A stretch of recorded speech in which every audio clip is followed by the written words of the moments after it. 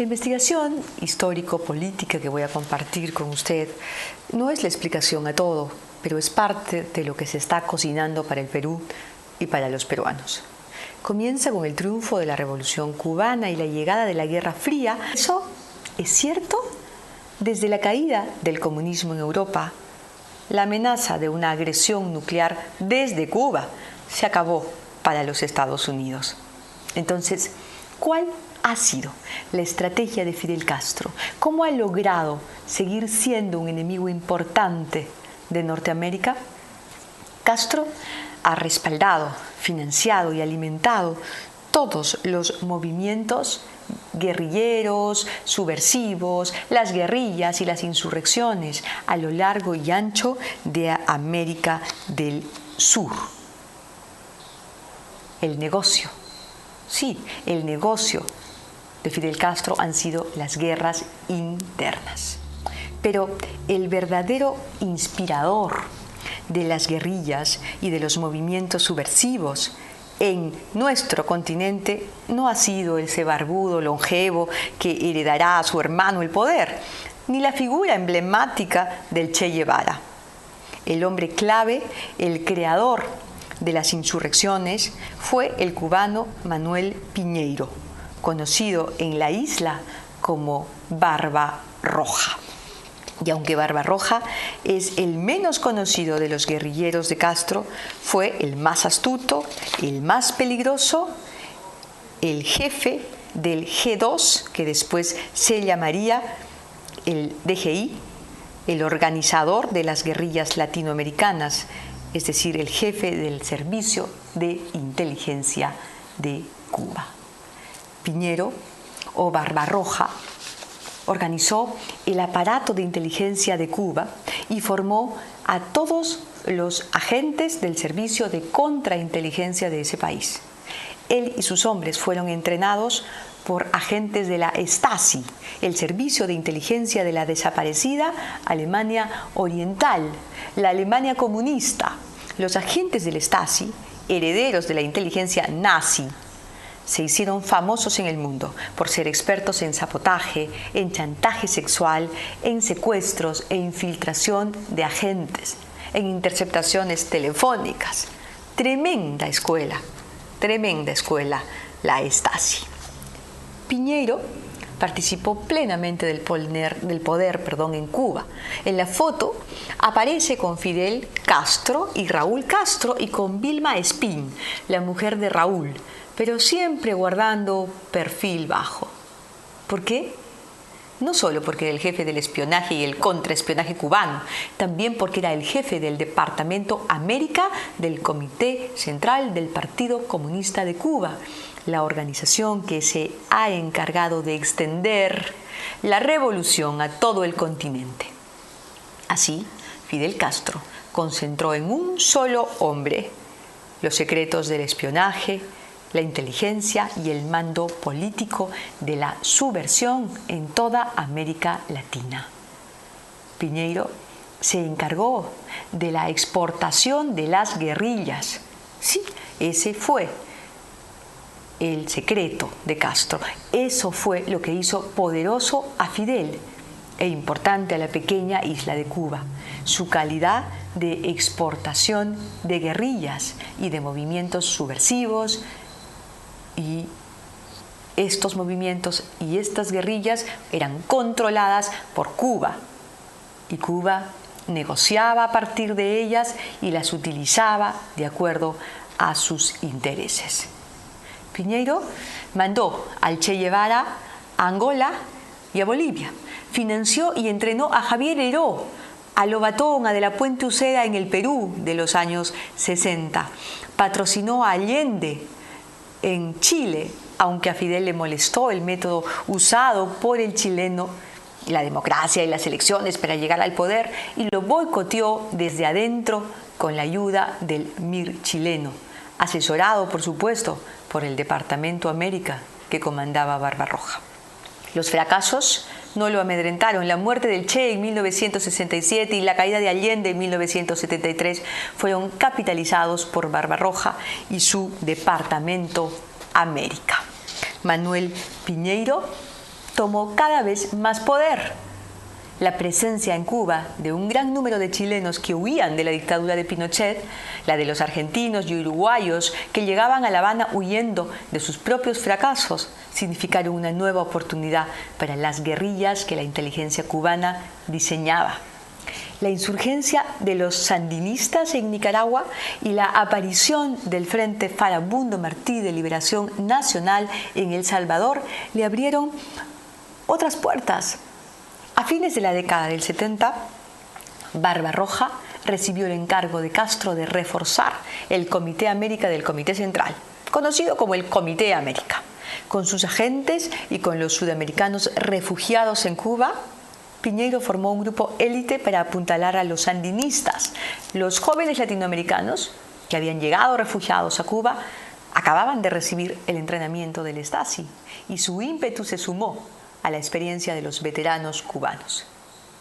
Con esta presencia, Barbarroja logró monopolizar y reforzar el control militar y político de las guerrillas y de las izquierdas latinoamericanas. El militar a través de la DGI, el Servicio de Inteligencia Cubano, y el político con el Comité América. Desde este puesto, Barbarroja fue quien decidió la política clandestina del comunismo en toda la América Latina.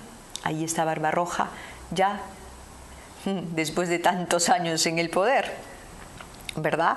Él decidió la política clandestina en América Latina en los años 60, 70 y 80. Y con esa fórmula, Barbarroja o Manuel Piñeiro mantuvo a Fidel Castro en el poder hasta lograr perennizarlo. Su táctica consistió en provocar y enfrentar militarmente a los Estados Unidos con las guerrillas en Centroamérica, mientras le vendía a su pueblo, al pueblo cubano, la idea de la permanente amenaza de la invasión norteamericana.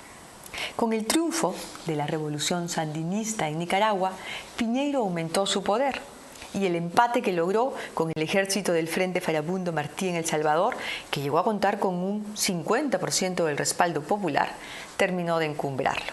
En los años 80, los hombres de Piñeiro habían entrenado desde el Comité América, reforzaron y entrenaron a los sandinistas, y entre ellos se encontraban los chilenos que habían intentado, sin éxito, asesinar a Pinochet. Había también tupamaros del Uruguay, montoneros y gente del Ejército de la Revolución Popular, el ERP, de la Argentina. Todos ellos sirvieron a los sandinistas para enfrentar a la Contra, un grupo de insurgentes armados por los Estados Unidos para oponerse al régimen de Ortega.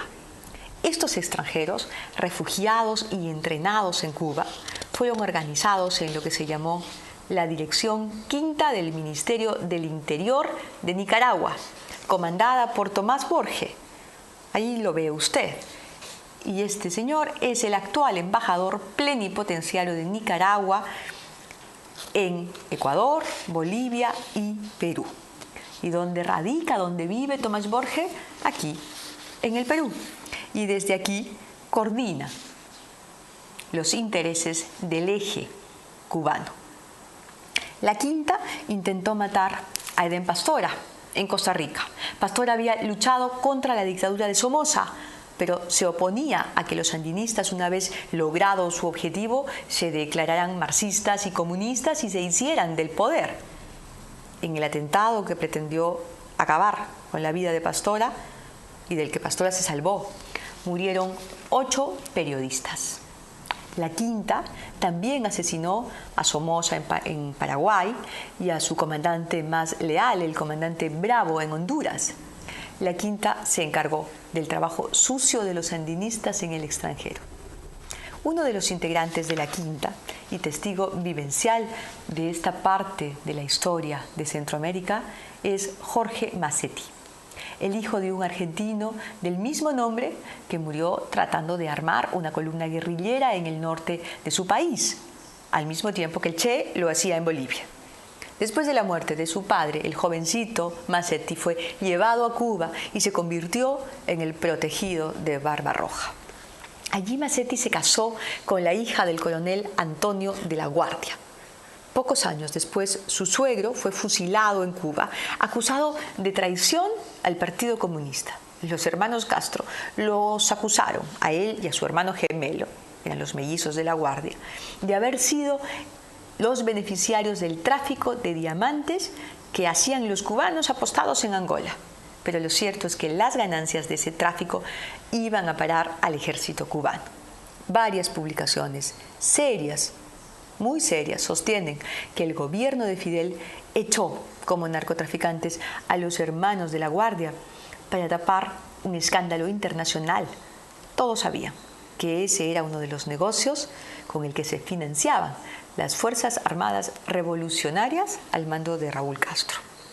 Masetti huyó de Cuba, vive en España y cuenta de su trabajo en el Departamento América y en la Quinta en su libro Furor y Delirio. De la Quinta, por cierto, también salieron los chilenos que vinieron al Perú a apoyar al MRTA en 1985. Y bien, nos hemos detenido en la creación y la acción de los servicios de inteligencia y contrainteligencia cubanos, porque aquel hombre, el del tremendo poder, el del poder silencioso, Manuel Piñeiro, conocido como Barbarroja, tuvo una influencia y una ayuda en su vida y en su trabajo que fue fundamental. Nos hemos detenido para comprender el poder y la influencia de Piñeiro, porque él trabajó desde 1973 con una mujer que lo ha sobrevivido, que ha heredado su poder en Cuba y también sus mañas. Me refiero a la mujer con la que se casó en La Habana. Me refiero a la socióloga chilena de convicciones marxistas, Marta Harnecker, la autora del libro Los conceptos elementales del materialismo histórico, que es una versión popular del Capital de Carlos Marx, un folleto que ha sido el catecismo con el que se iniciaron en el marxismo los izquierdistas de Latinoamérica y un texto obligado en la mayoría de las facultades de Sociología y Economía de todo nuestro continente. Pero Marta Harnecker no solo fue la mano derecha de Barbarroja, de Manuel Piñeiro, su marido, y la mano derecha en los servicios de inteligencia en Cuba. También fue la mejor anfitriona para todos los jefes de los partidos de izquierda que iban de visita a La Habana. Entonces, Harnecker utilizaba una institución de fachada del G2 para desarrollar sus planes, una fachada del servicio de inteligencia cubano. Y por su casa, esa fue la casa de Barbarroja y de Harnecker. Por su casa pasaron dirigentes como Lula da Silva o Michelle Bachelet, Daniel Ortega, los uruguayos del Frente Amplio y todo aquel que pretendía ser alguien en la izquierda del continente. Cuando Barbarroja murió de una manera muy sospechosa en 1998, ella le dedicó este texto. Noches y fines de semana entraban y salía gente de nuestra casa. Eran compañeros cubanos, latinoamericanos o de otras latitudes que venían a buscar consejos y orientaciones, mientras él satisfacía su avidez de información acerca de sus países. Durante muchos años trabajó muy cerca de Fidel y siempre fue su más fiel defensor. Si alguna vez tuvo opiniones discrepantes, nunca lo manifestó públicamente. Su lealtad a la revolución no tenía límites. Tanto empeño puso en colaborar con el movimiento guerrillero latinoamericano en momentos en que la dirección de la revolución estimaba que ese era el camino a seguir, tanto por la situación explosiva del área como por la misma necesidad de consolidar la solitaria revolución caribeña.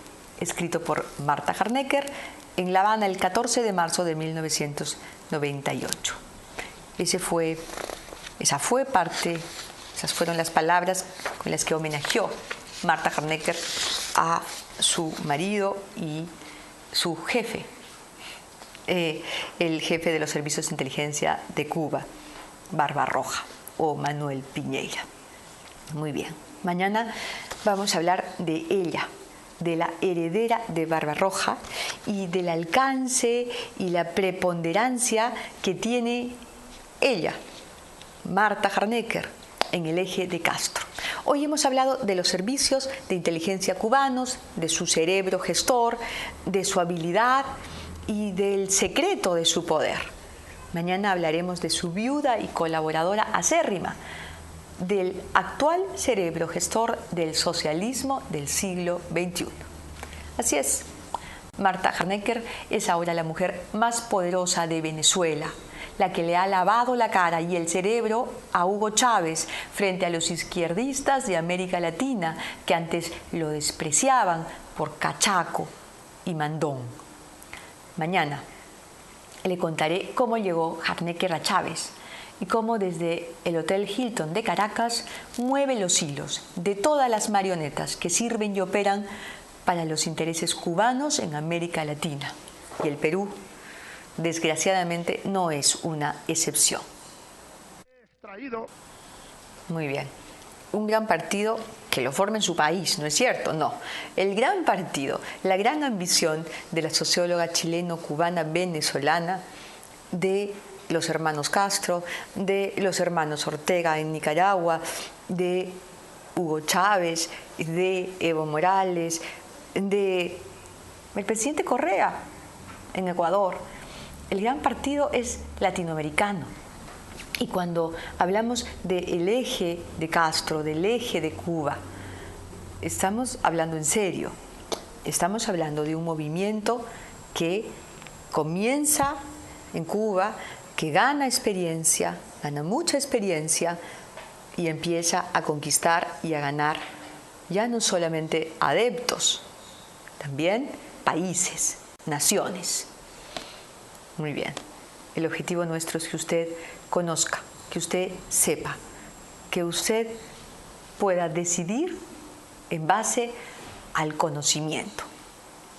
Hemos concluido esta primera parte. Mañana vamos a conocer los detalles de Marta Harnecker y seguramente vamos a empezar a conocer la forma como ella y el movimiento que inteligentemente lidera, soportada en los servicios de inteligencia y contrainteligencia de Cuba, con asesoramientos de agentes que se tuvieron que jubilar de la Stasi, de la KGB, soportada en ideólogos de la Alemania Oriental. Vamos a ver cómo se mueven esos hilos para lo que ellos llaman la conquista de la revolución bolivariana. Muy bien. Mañana entonces nos reencontramos para compartir la segunda parte de la estrategia del camaleón. Muy buenas noches.